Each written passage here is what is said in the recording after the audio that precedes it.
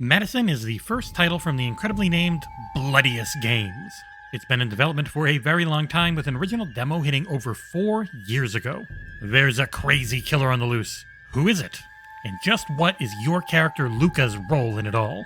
I'm not 100% sure because a patch completely destroyed my game just a day before this embargo.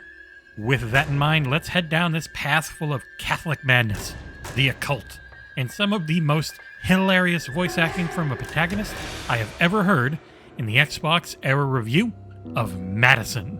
Oh God, my head.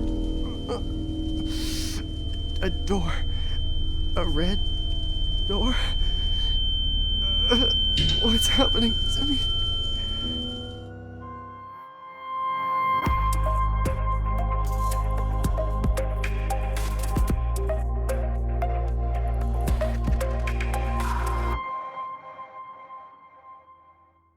Hideo Kojima's PT demo has inspired a genre, and MADiSON is firmly rooted in the crazy things are going on in a small area first-person horror game. As the aforementioned Luca, you can only do a few things in this house of horrors. The first is using your camera to interact with the world, by taking pictures. Both in normal and hard difficulties, you have unlimited Polaroid film, and if you are ever stuck, and without guides you will be, remember to shoot first and ask, how was I supposed to know to do that later? Unfortunately, Xbox code was not available for this title pre-launch, so I played through it on a decently powerful PC. Control-wise, things felt heavy with both a mouse and keyboard as well as with a controller. You move slowly by default, with a thankfully unlimited sprint available. You mainly interact with a few objects per room while trying to figure out what you should take a photo of. Taking a photo will at times lead to the game's favorite thing, jump scares. This is labeled as a psychological horror game, but between the mediocre writing, predictable plot, and at times quite poor voice acting, it isn't. The only times I felt the hairs on the back of my neck raise up was during some of the well-done jump scares.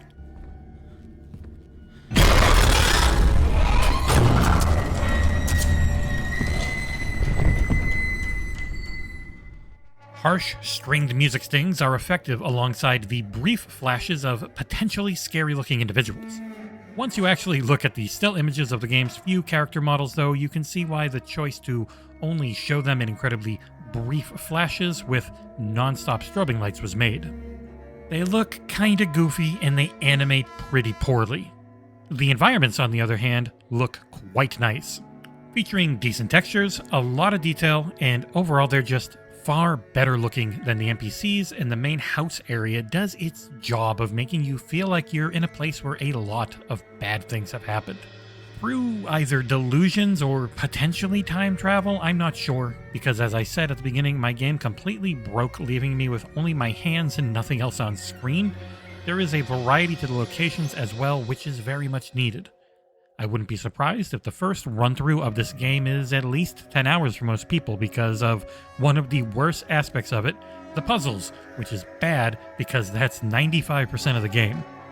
They're not terrible, it's just the main issue is a lack of logic behind them at times. Far too often I found myself with no real clue what to do for half an hour or more at a time.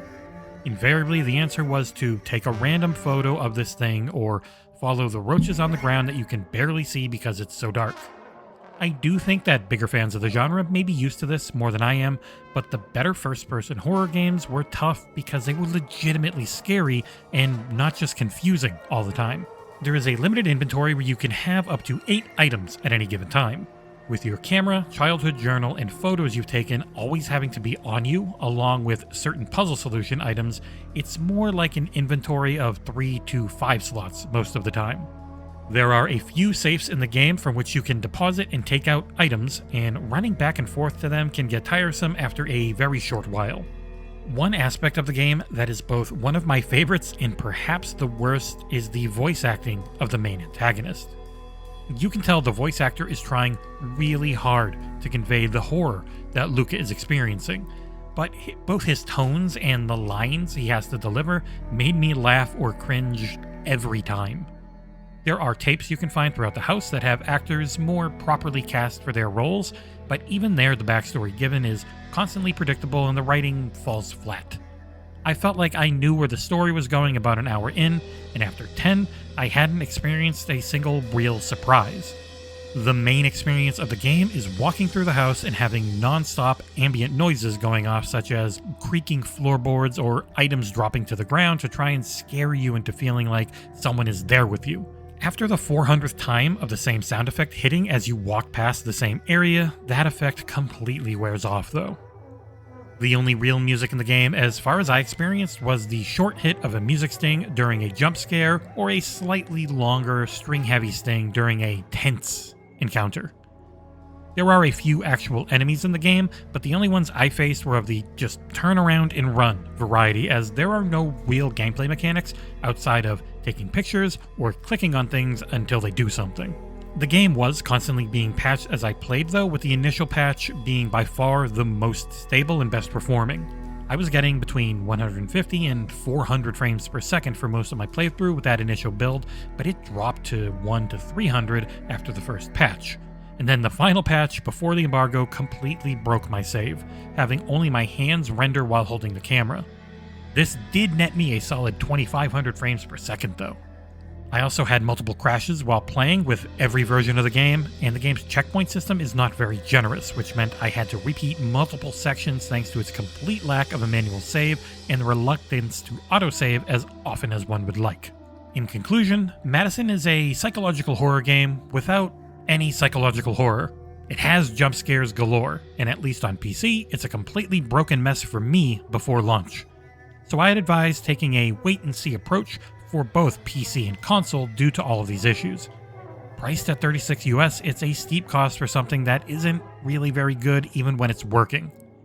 If you do love yourself a good horror game, I'd give this one a little bit of time post-launch and then take a look at it eventually on a deep sale.